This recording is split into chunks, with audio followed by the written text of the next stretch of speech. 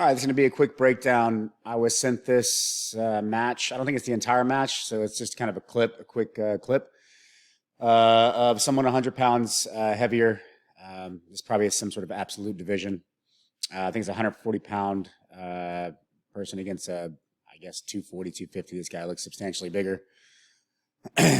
So, yeah, I'm going to do a quick breakdown on it. And if you haven't yet, click the link in the description to join the Sweet Science of Fighting Underground, where you can get access to all the strength and training programs, and you can also submit your own footage to be reviewed. So let's check this out. I've watched this a couple times, and I've already have kind of my opinion of it, but I just want to, really what's going to point out here is just the size difference. Going to a guillotine here, I mean, this is just a huge size difference.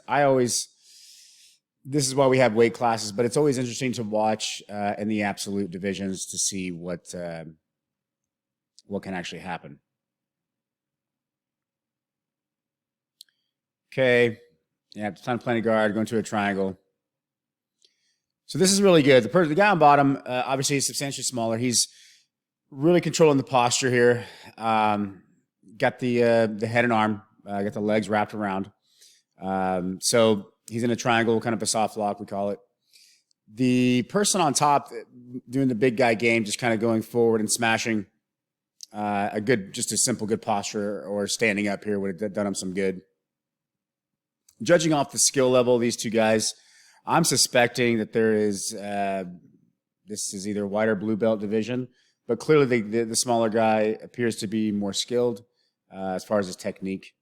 And this is generally kind of I'm not going to say all the time, but, smaller people generally have to be more technical just because everybody in the room is bigger than them. So they have to come up with clever ways and use the natural attributes that they have to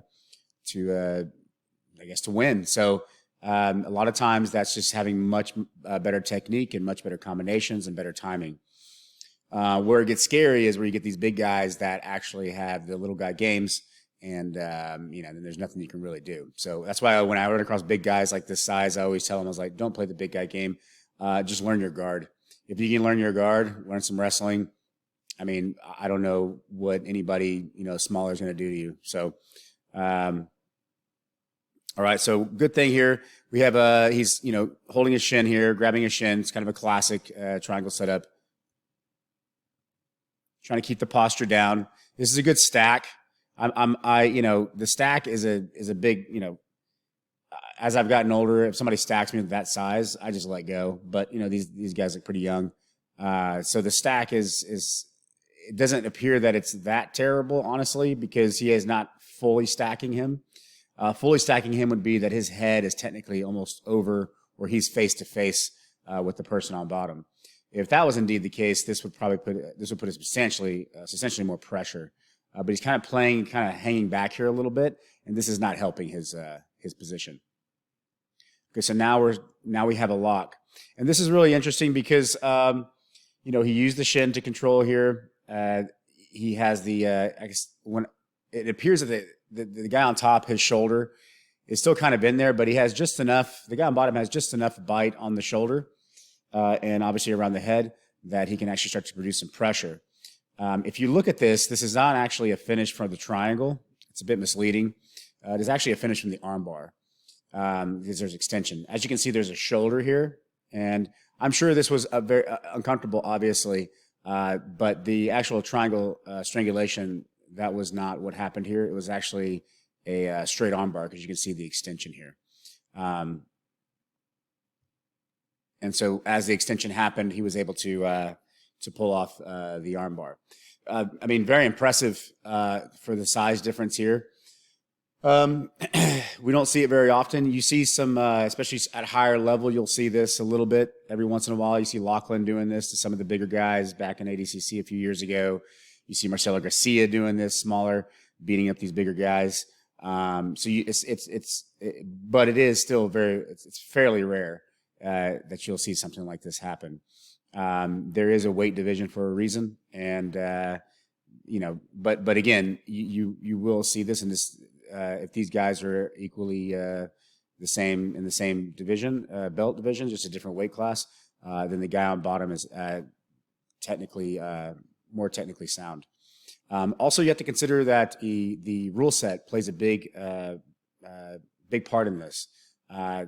The bigger man could probably just stand up and pick him up and then slam him on the ground.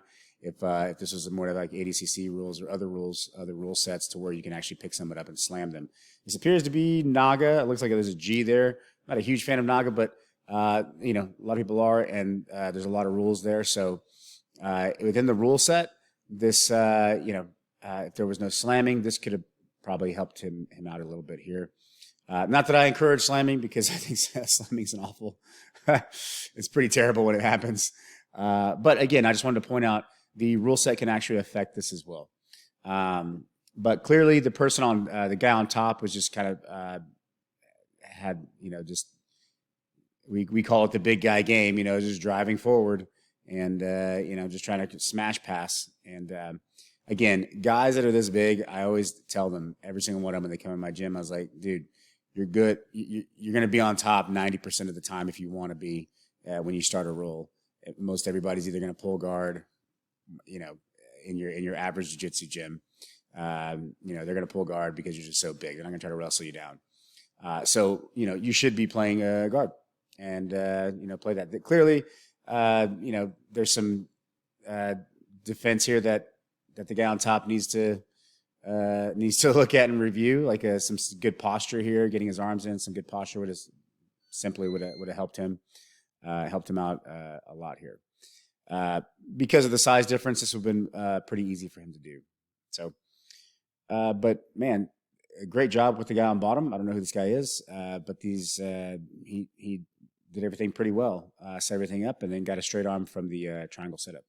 So this will be my breakdown for this particular match. And just thought I'd do a quick one. All right. Thanks.